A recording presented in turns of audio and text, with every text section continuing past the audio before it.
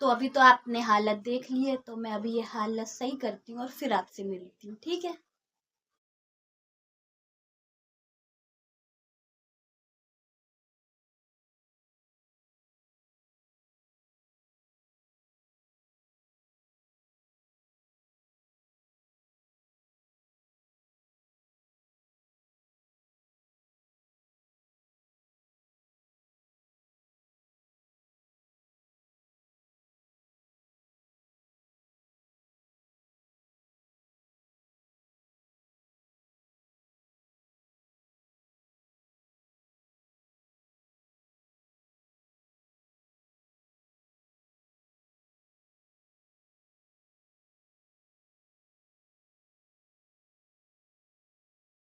थोड़ा सा हमारा हिस्सा बाकी था, उसको हम जोड़ और इस लोहे एक मिनट रुकिएगा, एक मिनट रुकिए।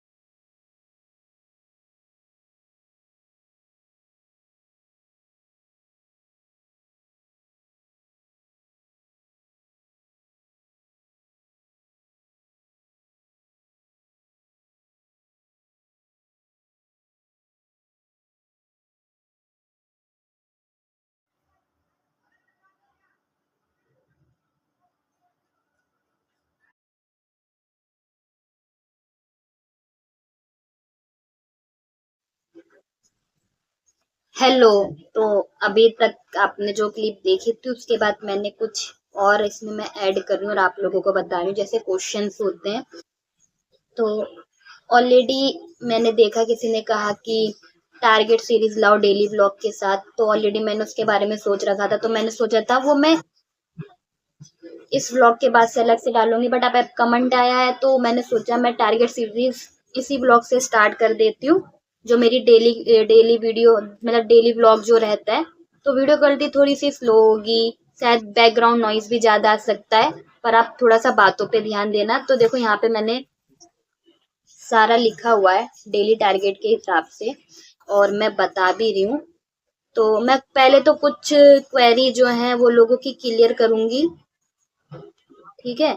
तो यह है टारगेट एसएससी स्टेनो 2026, और हमें किस चीज पे कितना ध्यान देना है, कैसे करना है, मैं वो बता रही हूँ। तो एक होता है मैथ का, तो स्टेनो में मैथ नहीं आती है, पर कुछ क्वेश्चन होते हैं, जैसे 5 से 6 क्वेश्चन दिखे थे इससे पहले वाले एग्जाम में, तो ऐसे 4 से 5 हो सकते हैं।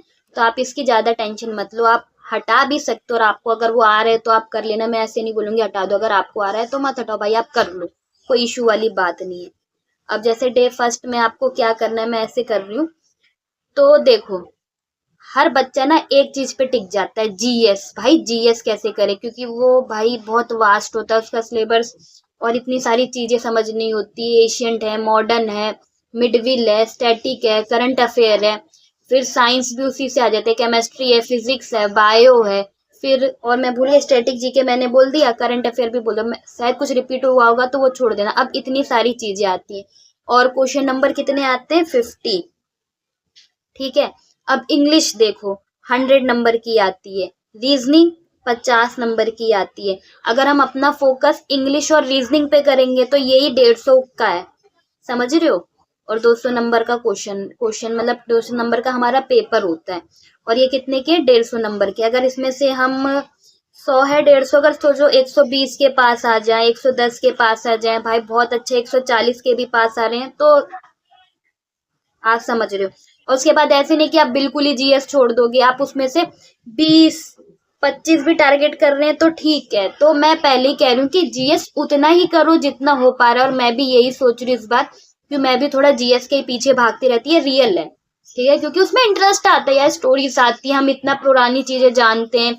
इकोनॉमिक्स पढ़ते हैं तो हमें इतनी सारी नॉलेज आती है। अगर हम जब हिस्ट्री पढ़ते हैं तो हमें पहले क्या हुआ था उस बारे में आता है, तो हमारा थोड़ा सा चला जाता है। स्टैटिक जीके में हम जैसे मंदिर वास्तुकला के बारे में पढ़ते हैं, पेंटिंग्स कैसे बनती हैं, ठीक है, इन सब के बारे में पढ़ते हैं, तो हम लोग थोड़ा खिल जाते हैं, अच्छा ऐसे भी मंदिर होते हैं, मंदिर बनने के भी काफी सारे स्टाइल होते हैं, तो हमारा थोड़ा दिमाग उधर चला जाता है। पर जीएस जितनी हो पाए उतनी ही कर रहे हैं। अगर आपको लग रहा है कि नहीं आप जीएस कर सकते हो तो प्लीज आप अपनी तरफ से भी चेंजेस कर सकते हैं। बट मैं एक ये ओवरऑल आइडिया बता रही हूँ। अब देखो 100 नंबर की इंग्लिश आती है, तो वो कैप तो इम्पोर्टेंट है, आप डेली करो, किसी भी टीचर से करो, कोई इशू वाली बात नहीं है यार कि हम किससे कर रहे किससे नहीं, आप जिससे पढ़ रहे हो उससे करो। अब वो कैप करनी कहाँ से, या तो एक बुक ले लो या फिर वाईटी से किसी भी एक टीचर को पकड़ो यार, कोई भी हो, एनीथिंग कोई भी हो। मैं तो बरखा मैम से करती हूँ, आप चाहे नीतू मैम से करो, रानी मैम से करो, अदर कोई टीचर है उनसे करो, इसमें कोई इशू वाली बात नहीं है। टीचर सारे अच्छे पढ़ाते हैं, अलग बात है हम लोग खुद अलग अलग फैकल्टी से जुड़े होते हैं, ठीक है। तो वो कैप करनी है, अपने अंदर ले लो, अपने आप देख लो आप कितनी कर सकते हो, 25 कर सकते हो, 25 करो डेली। सिनोनियम एंटोनियम्स, ठीक है, दोनों ही, या 10 कर सकते हो, 20 कर सकते हो, एनीथिंग और लो है तो मैं तो करी, कोई दिक्कत वाली बात नहीं है, 5 भी ले लो, पर बढ़ा लेना आगे जाके, आप ये बोलो।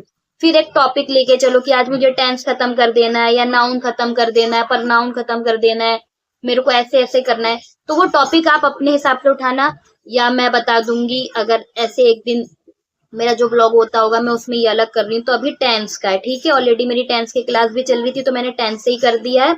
और मॉक टेस्ट दो, ठीक है, आपका क्लियर है तो आप मॉक टेस्ट दो, और अभी कुछ क्लियर नहीं है तो आप थोड़ा रुको और थोड़ा लेट भी दे सकते हो, दोनों चीज कर लो। रीजनिंग में हो गया, फाइंडिंग नंबर हो गया, स्लॉग्स हो गया।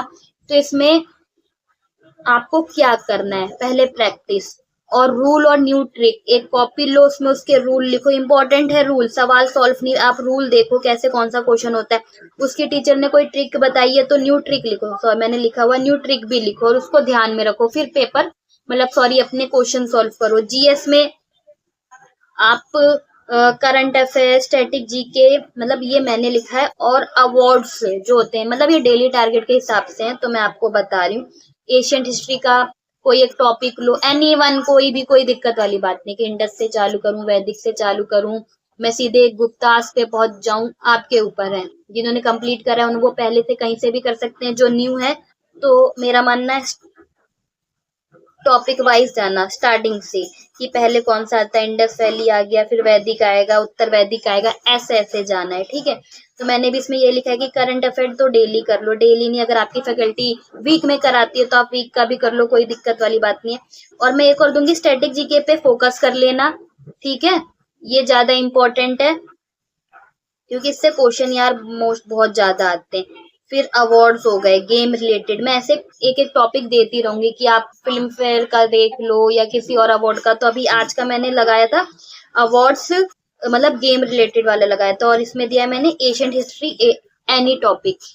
तो इस हिसाब से आपको समझ में आ गया होगा कि मैं क्या कहना चाहती हूँ, ये डेली टारगेट के हिसाब से है, ठीक है।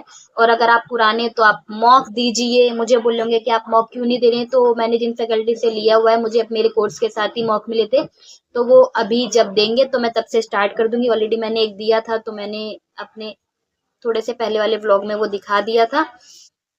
तो ये इतना ही है, ऐसे ही सीरीज हम आगे बढ़ाते रहेंगे। आज ये डे 1 के हिसाब से थी, जिसमें था वो कैप टेंस, ठीक है। फिर रीजनिंग में एक एक टॉपिक आप अपने आप से भी उठा सकते हैं, जब मैं बताऊंगी ऐसा नहीं है, आप अपने हिसाब से भी उठा लीजिए, या जब मैं पढ़ रही होंगी तो मैं बता दूंगी, ये मैं आपको एज अ शॉर्ट तरीके से भी बता दूंगी, ऐसा वीडियो बता के भी बना दूंगी कि आपको क्या क्या करना है।